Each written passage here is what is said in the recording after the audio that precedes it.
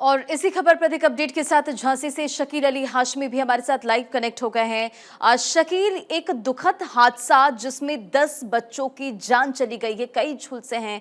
जरा इस खबर पर क्या अपडेट है, क्या जानकारी सामने आ रही है, जरा बताएं।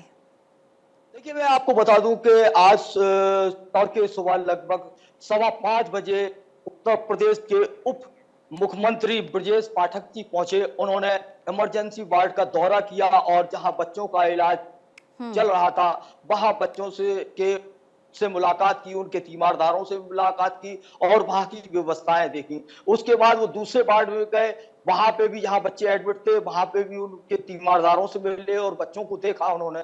उसके बाद डिप्टी सीएम जो है, जहां ये हादसा हुआ शिशु वार्ड में, उसका उन्होंने जाके मुआयना किया और मुआयना करने के बाद जब उनसे बात हुई तो उन्होंने कहा कि वार्ड में 49 बच्चे भर्ती थे, जबकि मेडिकल प्रशासन ने पहले ये रिपोर्ट दी थी कि 54 बच्चे भर्ती थे, लेकिन 5 बच्चे मिसिंग बताए गए हैं उप मुख्यमंत्री को कि वो कहाँ है। उनको तो बताया ही नहीं गया है कि आखिर वो 5 बच्चे थे भी या नहीं थे। बहरहाल उप मुख्यमंत्री को जो जानकारी यहाँ प्रशासन ने दी है वो यही दी है कि 3 बच्चे जो है मिसिंग है और 5 बच्चों के माता पिता मिसिंग है, उनके स्विच बंद है, उनसे संपर्क नहीं हो पा रहा है, और जबकि 10 बच्चों की कैजुअलिटी हुई है, उनकी मौत हुई है। बहरहाल उन्होंने प्रथम दृष्टया यहाँ पे प्रशासन को और मेडिकल प्रशासन को सख्त दिशा निर्देश दिए कि किसी भी तरीके से यहाँ बच्चों के इलाज के लिए कोताही नहीं बरती जाएगी और उनका पूरे तरीके से ध्यान रखा जाए। शकील अली, तमाम दिशा निर्देश दे दिए गए हैं, इस पूरे मामले पर रिपोर्ट तलब कर ली गई है, जांच भी जारी है, लेकिन जरा आप अपडेट दें, क्या जानकारी मिल रही कि कितने बच्चे वहां पर थे, कितने मिसिंग हैं, कितनों की जान गई है, कितनों की हालत इस वक्त गंभीर बताई जा रही है? क्योंकि हम तस्वीर देख रहे हैं, जो परिजन है वो अपने बच्चे को तलाश रहे हैं, वो रोते बिलखते नजर आ रहे हैं।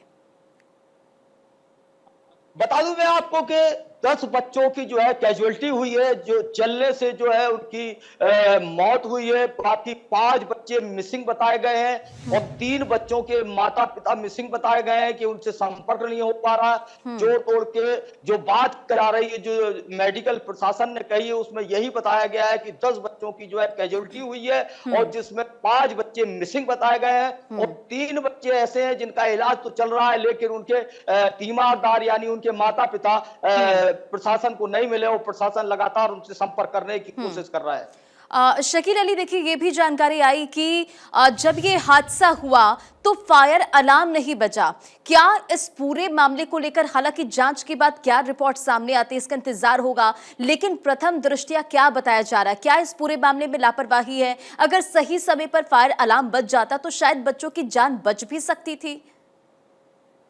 देखिए, ये बुंदेलखंड का सबसे बड़ा मेडिकल कॉलेज है और अगर इस मेडिकल कॉलेज की बात करें तो कम से कम 10-12 जिले के लोग यहाँ पे मरीज आते हैं अपना इलाज कराने के लिए, लेकिन इस मेडिकल कॉलेज में जितनी लापरवाही बरती जाती है शायद है किसी उत्तर प्रदेश के मेडिकल कॉलेज में बरती जाती हो। यहाँ पे बेहद लापरवाही के चलते जो है ये मान लीजिए कि भगवान भरोसे मेडिकल कॉलेज चल रहा है। हम किसी भी प्रकार की कोई भी ऐसी व्यवस्थाएं नहीं है, जैसा कि आपने कहा अलार्म, ये बात बिल्कुल सही है कि काश अगर शायद अलार्म बज जाता तो मैं मानता हूं इस बात को कि इस बात से भी इनकार नहीं किया जा सकता कि सारे लोग अलर्ट हो जाते और उन बच्चों की जान बचा ली जाती जो अब इस दुनिया में नहीं है। बिल्कुल। और देखिए, बुंदेलखंड का ये सबसे बड़ा अस्पताल है, जैसा कि जिक्र भी आप कर रहे हैं, तो ऐसे में वहां पर अभी सुरक्षा व्यवस्था के मद्देनजर क्या तैयारियां की गई है? क्योंकि जैसे ये खबर सामने आई, जाहिर तौर पर हम लोगों की भीड़ वहां पर देख रहे हैं, लोगों में नाराजगी है, आक्रोश है इस खबर के सामने आने के बाद, अपने बच्चों को खोने के बाद। यहाँ जो अग्निशमन के जो उपकरण यहाँ मौजूद है और मेडिकल कॉलेज में जो लगाए गए हैं वो लगभग पूरी तरीके से वर्किंग नहीं कर रहे हैं। यहाँ पे इसी बात की जो है सबसे ज्यादा लोगों को नाराजगी है और लोगों का ये आरोप भी है कि मेडिकल प्रशासन इन सब व्यवस्थाओं के मामले में लापरवाही बरतता है। जब इलाज में लापरवाही बरतता है तो उसको इतनी सुध नहीं कि उसके जो इंस्ट्रूमेंट है, आग बुझाने के अग्निशमन के उपकरण है, कम से कम उनको तो दुरुस्त रखा जाए। लेकिन यहाँ देखने को मिला है कि खाली अग्निशमन के जो उपकरण है वो 100 पीस बनकर मेडिकल कॉलेज में जो है टंगे हुए हैं, उनका कोई उपयोग नहीं हो पा रहा। और जब ये आग लगी तो अग्निशमन किसी भी उपकरण का उपयोग नहीं हो पाया, क्योंकि सारे के सारे फेल बताए गए। जब 2 गाड़ियां जो है अग्निशमन की यहाँ आई, उनके जवानों ने जो है अंदर वार्ड में घुसकर वो आग पर काबू पाया था। बिल्कुल शकील अली, देखिए ऐसी खबरें हम लगातार देखते हैं कि लापरवाही बरती जाती है, जो फायर इक्विपमेंट्स होते हैं वो बिल्कुल पूरी तरह से सही नहीं होते हैं और ऐसी घटना पर रोक वहां पर नहीं लगाई जा पाती है। अब जरा आप ये भी बताएं कि इस पूरे घटना को लेकर आप जानकारी दें। झांसी मेडिकल कॉलेज में आग लगने की वजह से 10 बच्चों की जान चली गई।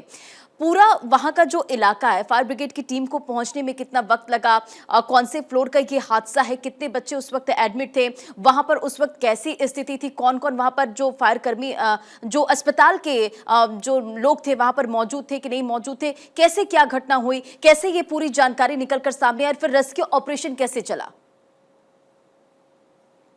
देखिए मैं बता दूं कि जब शॉर्ट सर्किट से शिशु वार्ड में आग लगी लगभग 10 बजे करीब, और आग लगने के बाद जब धुआं उठा तो जो वार्ड बॉय थे वहां पे और मेडिकल कर्मचारी थे, नर्सें थी, उनमें अफरा तफरी मच गई और धुआं और आग की लपटों से वो बचने के लिए बाहर आ गए। लेकिन कुछ नर्सों ने अपना साहस दिखाया और वहां जो भी बच्चे उनके हाथ में आए, और यहाँ तक कि उन्होंने अपना कोट उतारा, उस कोट में बच्चों को रखा, जितने भी बच्चे उस कोट में भर सके उन्होंने भरे, और वो वहां से बाहर बच्चों।